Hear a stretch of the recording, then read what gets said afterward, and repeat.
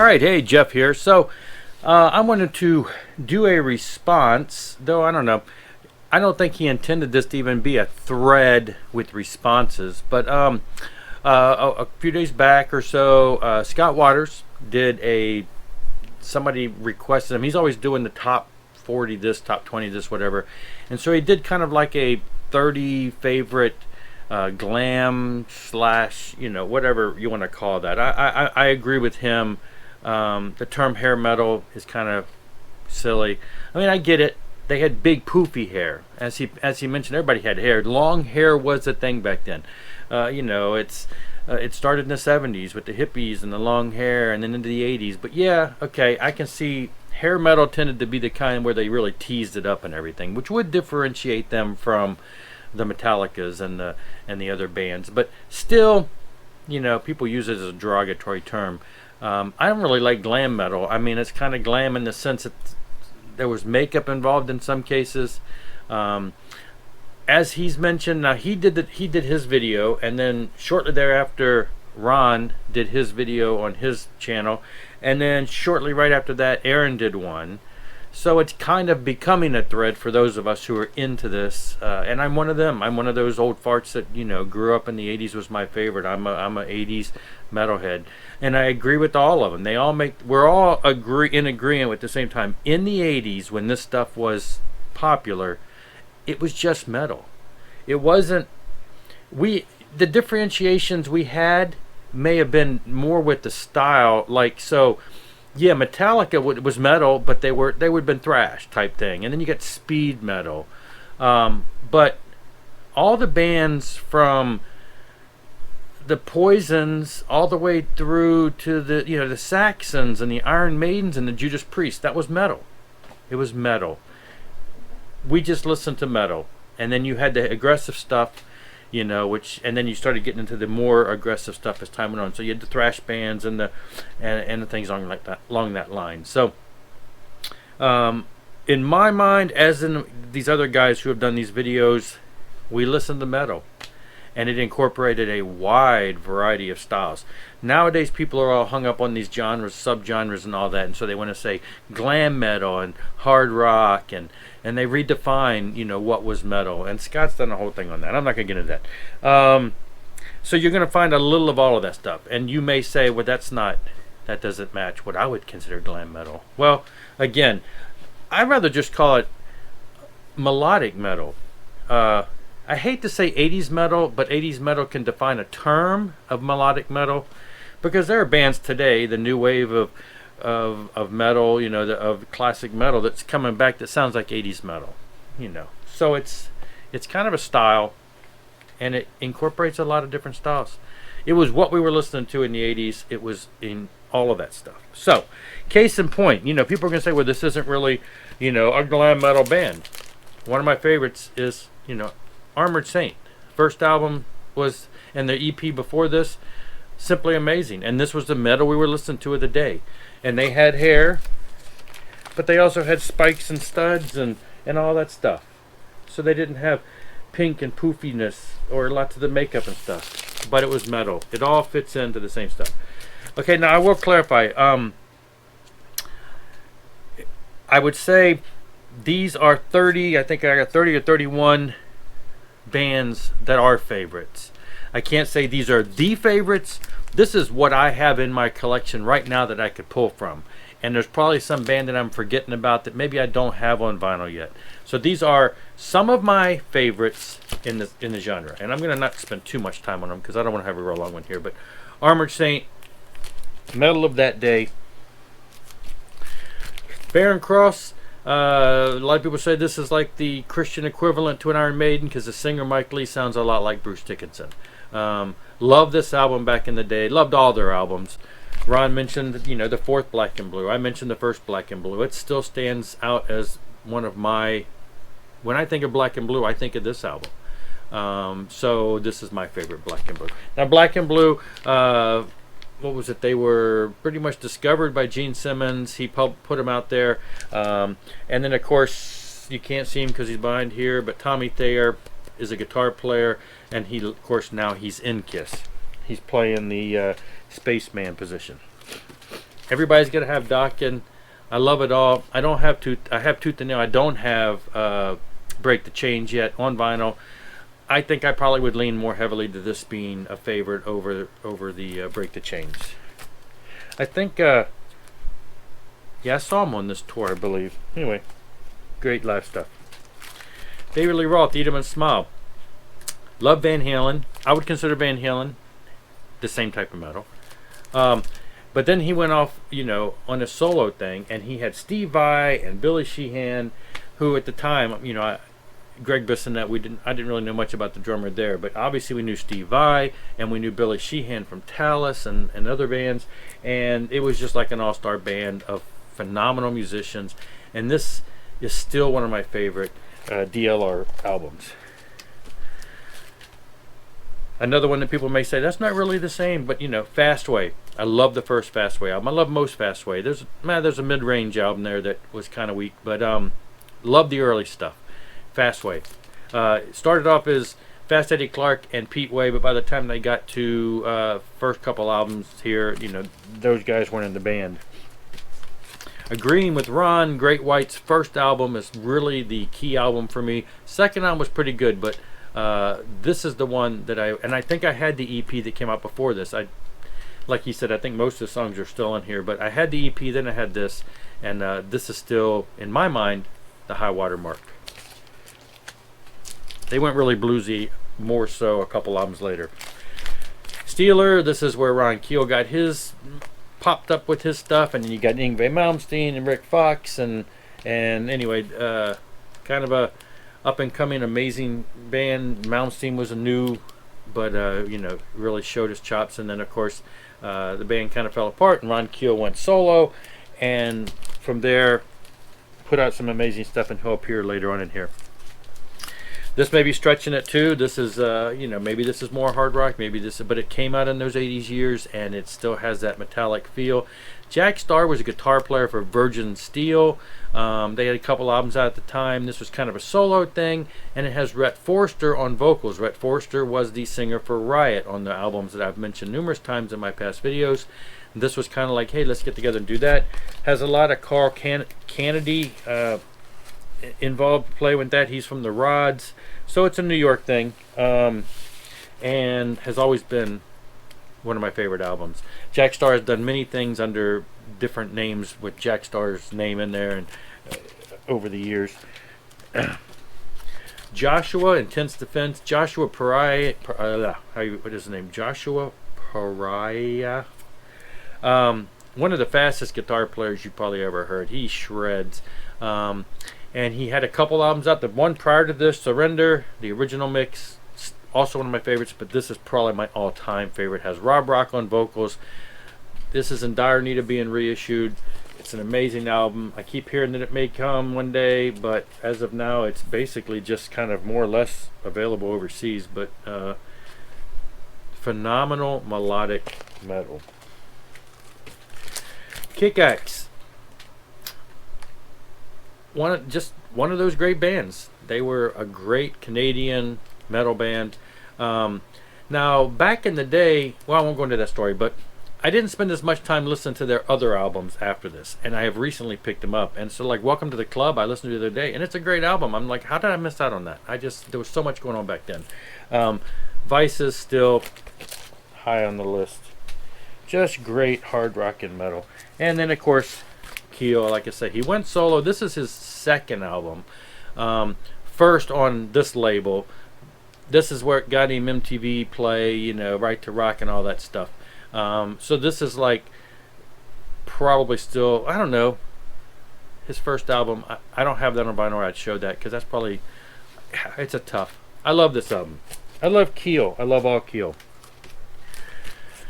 We got into Crocus a couple albums prior to this, but it was when Headhunter came out that for some reason they took off. They were all on MTV, and this album from start to finish, I can't think of a song on here that I don't still enjoy. Some of the albums prior to this have some great songs, and there's always some song in there that I'm like, you know. At the time, these are the three major albums that they had.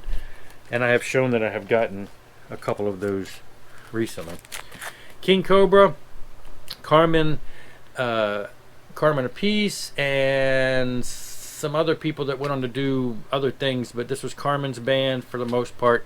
Just amazing melodic metal of the time. They had lots of hair, they had, you know, makeup and glammy stuff. Love this album. Love all their stuff they put out with. Lizzie Borden, what can I say? This was just, when this came out, we had to, you know, give them the Axe EP and all that stuff, but when they came out with their first full album, I still love Lizzie Borden. I'd say his new album is really different. The one he came out with, what, 2 years ago? Very much a change of pace, but everything else, top notch melodic metal stuff. Loudness, their first really American release, still my all-time favorite. The three, this one and the next two, high watermark for me. Just love it. This album I reach for quite often. It's tough with Motley Crue. I picked this one only because I have so many fond memories of this. The first album I wore out. It was a tough call between the first and second album. So I chose this one. A lot of people, you know, Scott was showing Too Fast for Love, and I love it, you know. But hey, I went with this one. I love all Motley Crue. Quiet Riot, #1 biggest selling heavy metal album of all time back in the day. It was like the first album that went #1, blah, blah, blah. It was all these charts and everything. Great album, great band. I love this. I love Condition Critical. Probably the two that are my favorite. I love QR3. Ron mentioned that one. I love it too. It's very much more commercial. But this is the one that started it all. And this is the one that we really wore out.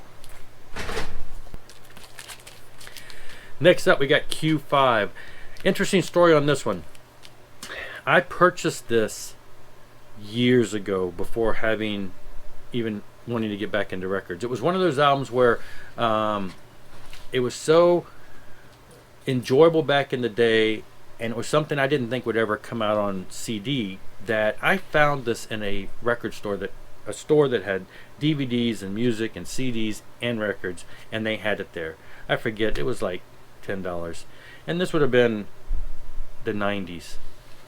Records were out of, nobody wanted them, and they were selling it, and I thought, I want to have this because I'll probably never see it on CD. It's just one of those obscure bands. Anyway, Floyd Rose does the guitar, tremolo bar, pickups, all that, you know, that whole guitar system he's famous for creating.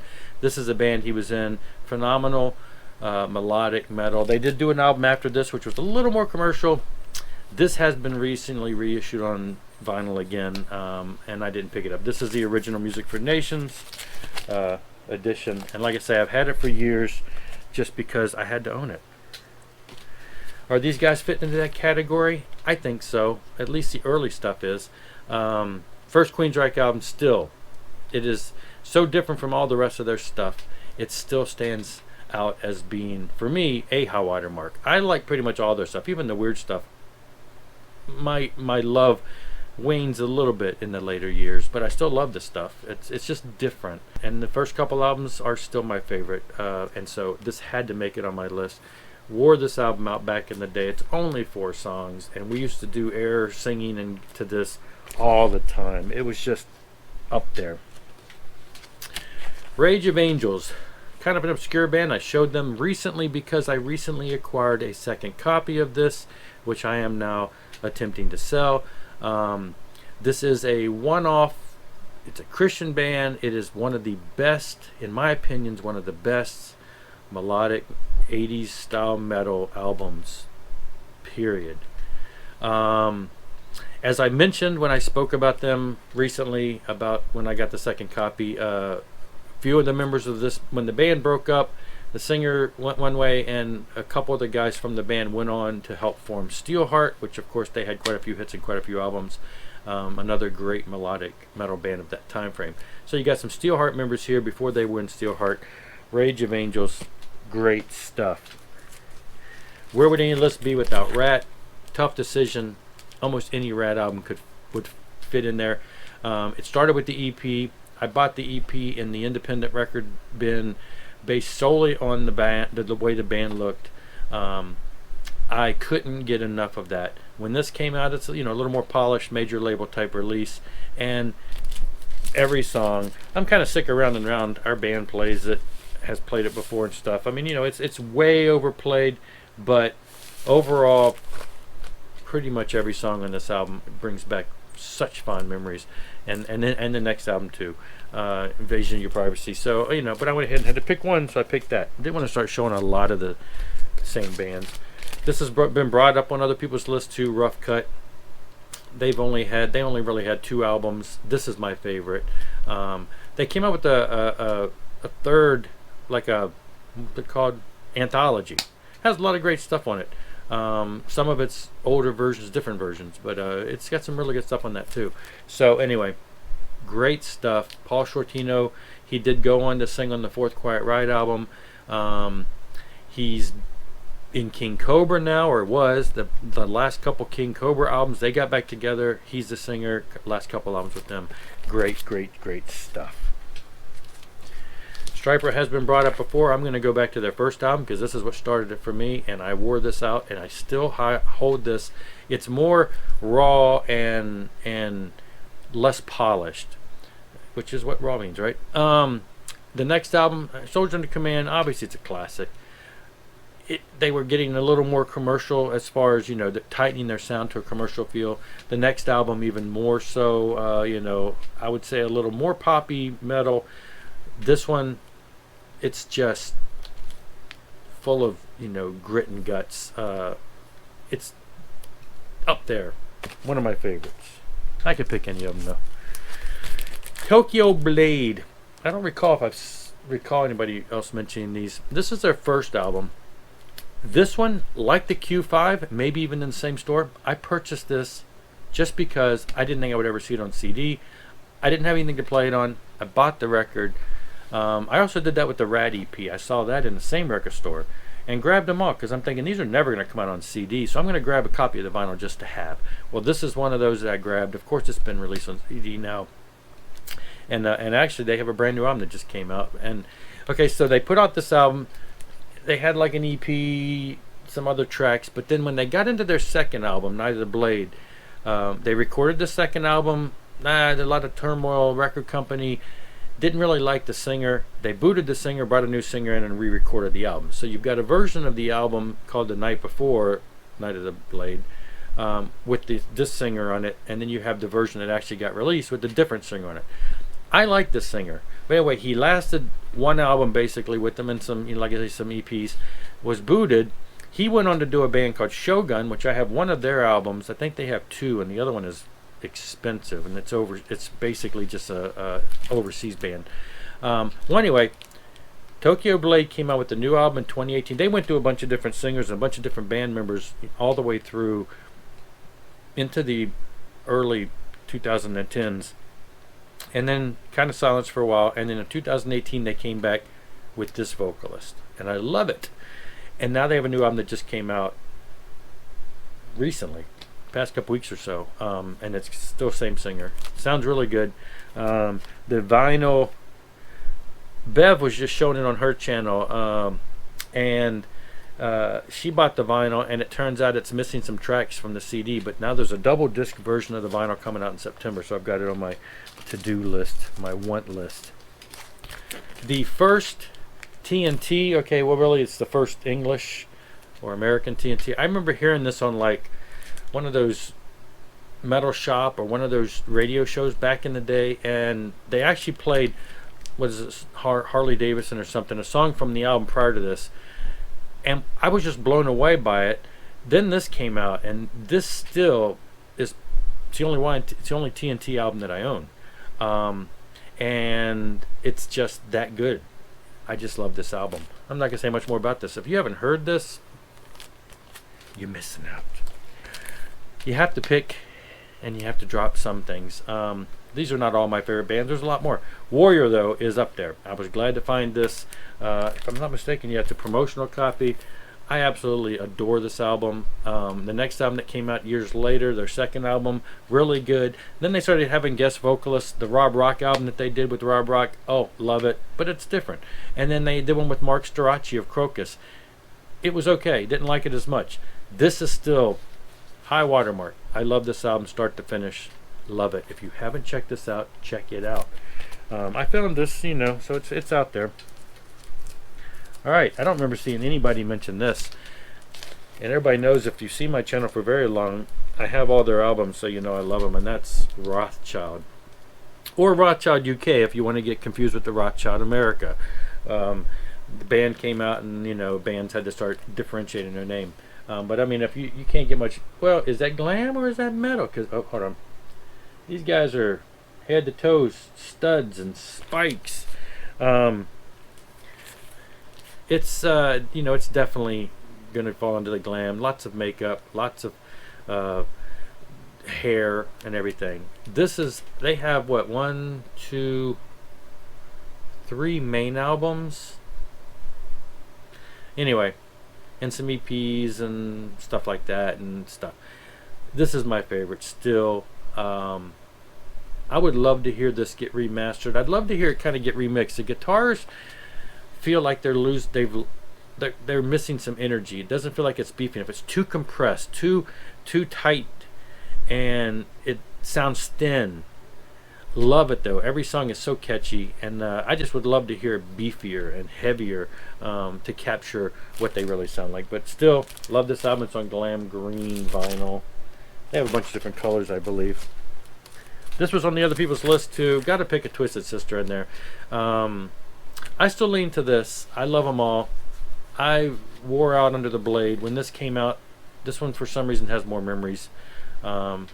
I love, you know, Stay Hungry, but you get sick of that after a while. We wore that out so much, and of course the songs have been overplayed so much since then. Still a great album, but this one is kind of in between the super heaviness of the first album and the super popularity of the third album. This one is like it's like a perfect middle of the road, a little of everything. And the songs are memorable and catchy, but yet still they have a heavy edge to them. And all their stuff is, you know, their other stuff is like that, but then of course they get a little more commercial. I love it all. I have a whole video. Go back and look. I have a ranking of all the Twisted Sister albums. Last minute I grabbed some Wasp because I'm thinking, well, you know, everybody has Wasp. Well, yeah, I guess you got to have Wasp. When I counted and found out I didn't have 30 albums, I said, well, let's grab some Wasp. I love it all. Trying to get all of it on vinyl. I have a good majority of them, as you've seen in recent videos. First album still favorite. You know, I remember back in the day getting this. We had the singles. We had the Animal single before this. I had about a half a dozen of those in different colors, and then the album came out, and just it's still. By the time they came out with you know, the second album, I was kind of losing interest. They kind of started going a little commercial. Blind in Texas and all that stuff didn't hold as much. This to me was like the perfect amount of shock rock and commerciality. Second album was got a little too commercial.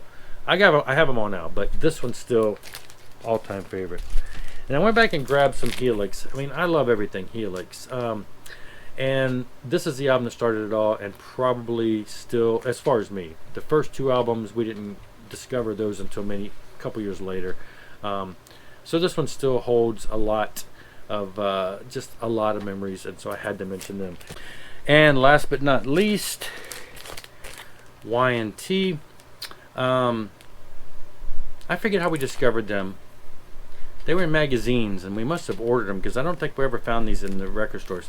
And I'll admit, first bought this album, and they were more rock than the metal that I was used to, the Motley Crues and stuff like that. And so at first, they didn't really appeal to me that much. I turned around and bought Black Tiger. It was pretty much the same.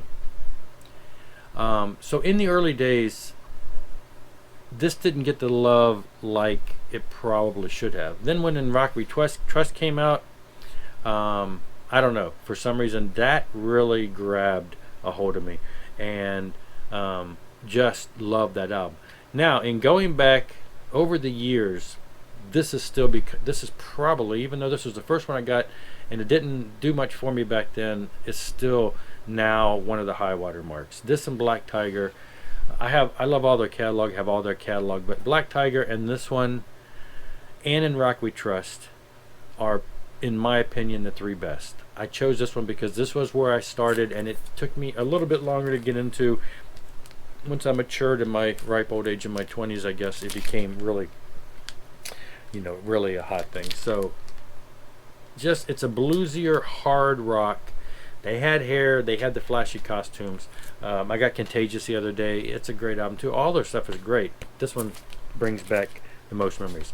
I'm gonna stop it there. I just think it's neat. Obviously, this is a style of music that a lot of us grew up in, that are in the VC and that are into this metal stuff.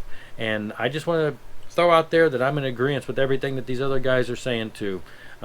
We all look at it as just music, and regardless of how you want to bicker and fight over subgenres, it's metal. And we listened to a lot of metal back then, even Def Leppard, and even, you know, Metallica was metal. It was just, we listened to metal, and this is the stuff that fit into that stuff. So love it all, love it all. Thanks for watching, and I will see you later. Rock on.